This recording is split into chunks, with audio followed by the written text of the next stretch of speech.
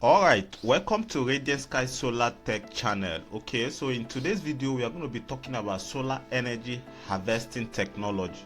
Okay, so let's understand the different ways solar energy can be harvested for daily use. So my name is still Engineer Chooks. So if you are new to the channel, make sure you are following and subscribing to the channel, comment and share this video with your friends and family. Okay, so today's video we are going to be learning about solar energy harvesting technology. So it's good for you to understand that there are different ways solar energy can be harvested.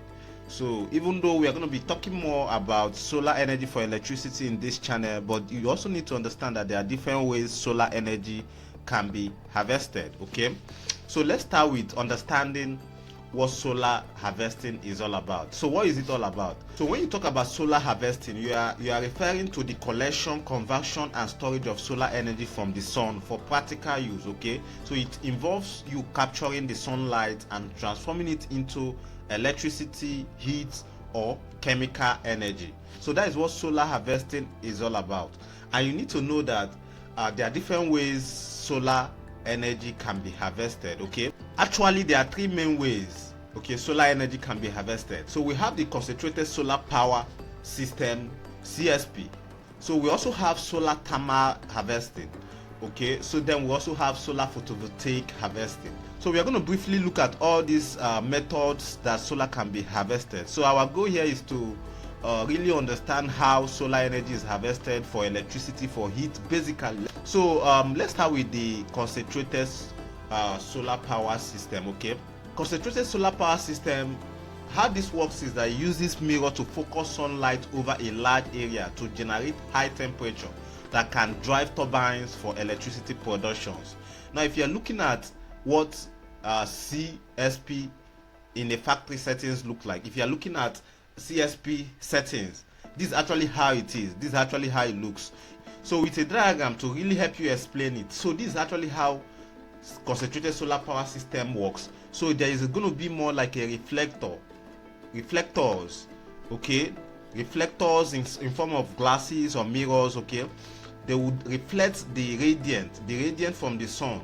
So it's going to go to the receptor. This is what receive the reflections. Okay, so take for instance where large mirrors of this sort are arranged and pointed, are reflecting to this reflector. It's going to generate heat. So this receptor can generate heat, which can convert cold water to hot water. While boiling, it can spin turbines, then the turbines can generate electricity. So these are just the technology. So the major aspect of concentrated solar power system is the setup to actually have a mirrors that reflect the radiant sky to the reflector. Okay, so that is why it's called concentrated, because all these mirrors are concentrated to the receptor.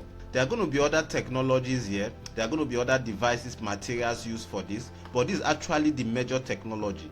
Okay, the reflectors that reflect the radiant from the sun to receptor. So this is actually how solar can be harvested for electricity using the concentrated power solar system technology. Okay, so let's look at other examples of concentrated solar power system. So another example is what is called solar cooking pot. So this is actually how a diagram that shows you how solar cooking pot looks like, and this is actually how it works. Okay, so the solar cooking pot is going to be made up of materials that are able to conserve heat. Okay, so you also see the inside can be glass, so it will also come with a reflector. Okay, so how it works is that the solar radiations is going to go on the reflector. So this reflector will now reflect the radiation from the sun. It's going to isolate it inside this space here. You see here now you can put your cooking pot and all that, which can be used to boil water or cook some basic items. Okay, not actually items that are very difficult to cook, but light items and all that can be cooked with this kind of technology. So these are examples of concentrated solar power system whereby you harvest sunlight for cooking. So these are another examples of concentrated solar power system, and this is for cooking also. So you see how this one is structured. So this comes with a parabolic trough concentrator. So this is where the concentrator, this is where the reflection of the radiant comes. So it has a vacuum tubes, okay, which now connects to the heat transfer fluid. So this is actually where the heat from this that is generated through this parabolic trough concentrator okay, it comes to this heat transfer fluid. Then this is the lead. Then the pot can now be put on top of this lead. The heat generated here to this heat transfer fluid can now heat up items and other so it can be used to boil water and cook some basic items. Okay, so these are actually examples of concentrated solar power systems. These are actually, this kind of technology are still used in today's world, okay, whereby solar energy is harvested majorly, okay, for cooking in forms of cooking pots and cooking objects. So this type of technology is still actually used today, okay. You see them in form of cooking pots or in form of generating heat to dry objects or items and all that, okay. So these are examples of concentrated solar power system. It's all about concentrating the radiant that comes from the sun, concentrating it on objects and extracting it for heat that can be used for cooking. Okay, so take these image illustrations to really understand how concentrated solar power system works. Now let's look at another examples of CSP system used for cooking. So this is an example of solar cooking pot. So here is how this one works also. So this one comes with a dish that has a reflector element, okay, that can reflect the radiant. Once the radiant lands on the reflector will reflect the sun, the heat and everything to this space where the pot can be placed. So this is where you can place your pot. So the reflected heat here now can cook up items on this. So these are different technologies. These are different technologies of concentrated solar power system. So I just want to share all this for you so that you have an idea that solar energy is not only harvested with solar panels. It can also be harvested with different kind of technologies in this way, used in cooking, used in drying, okay, or also used in generating electricity. So this is for CSP system. Now let's look at solar thermal harvesting. So this is another technology of harvesting solar. Now how does this one work? It uses sunlight to heat up a fluid or a surface to produce thermal energy for water heating, solar cooking or space heating. Now you might have seen something like this on rooftop or in a surface or anywhere before. Now this is an example of solar thermal harvesting, okay. So this is for solar water heater. So this technology also can be used for drying up stuff, okay. Actually solar thermal harvesting is the method that have been up for years, for ages, okay. Our forefathers and all that, this is the technology they use. This is also the technology we use in drying our clothes. We also use this to dry farm products, foodstuffs and all that, okay. We also can use it to also heat up space. This kind of technology can be built, okay, whereby heat are harvested and it can be used to heat up a space in a house, okay. But solar thermal energy, one of the major places is being used in water heating, okay. So this is actually how solar water heater system works. So it's going to have a solar connector, more like a parabolic trough that is going to receive the solar radiations, okay. So there's going to be a water tank for hot and cold water. So there's going to be water in, you connect it from your normal water in. So there's going to also be a pump, electric pump, that is going to send the water to the solar collector. So the solar collector is going to heat it up and transfer it to the hot tank, okay, where it's going to actually now be supplied for use, okay. So this is actually how solar water heater works. Those items you see on the roof with looking this way, this is actually the system. This is actually how it works. So it's also an example of solar thermal energy, and this is also how it's being harvested, okay. So with this let's look at solar photovoltaic harvesting, okay. So this is one that everybody actually have an idea. When people talk, when you mention solar energy and all that, this is the where people's mind comes to. So how does this work? So this is actually the process of converting sunlight directly into electricity using the photovoltaic effect in semiconductors materials like silicons. So what this is saying is that solar panels are built with silicons, okay, which has semiconductors, okay. With help of photovoltaic effect, so semiconductors can actually generate electricity. So here is a diagram showing how solar photovoltaic harvesting works, okay. So you see the solar panel. So the solar panel is made up of silicons. So silicons also have semiconductors that can generate electricity. Now you need to understand that the current solar panel generates are called direct current, DC current. So we have alternating current and we also have direct current. So the one this one generates is called direct current. So when the radiant from the sun reflects on the semiconductor materials built on solar panels. Okay, it goes to the charge controller. The charge controller controls the level of current that comes to the battery. Okay, make sure the current going to the battery for charging is not much and all that. Then your inverter, your battery is also a direct current, a DC current. Okay, then your inverter is also connected to the battery. The inverter, the work of the inverter here is just to convert this DC current, because most of the current used in household today are AC, alternating current. So the inverter will convert the DC current that comes from the solar panel or the battery, it converts it to AC, which is alternating current, which is widely and mostly used in most homes today.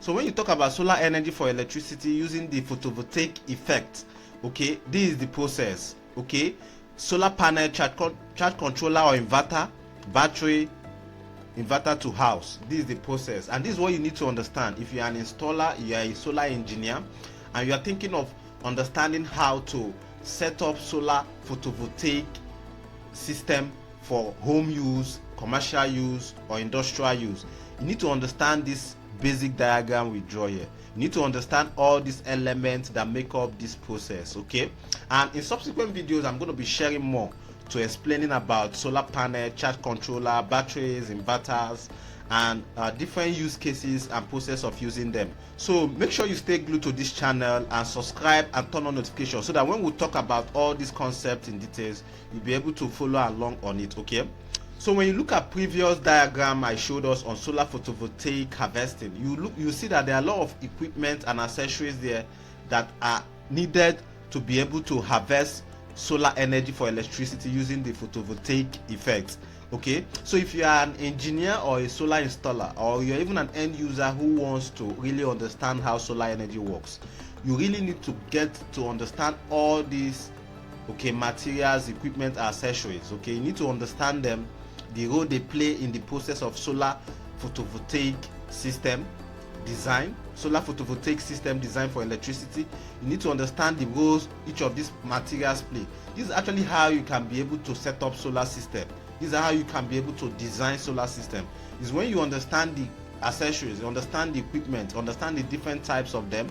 You know, in any given case, in any given situations, you are meant to design a system.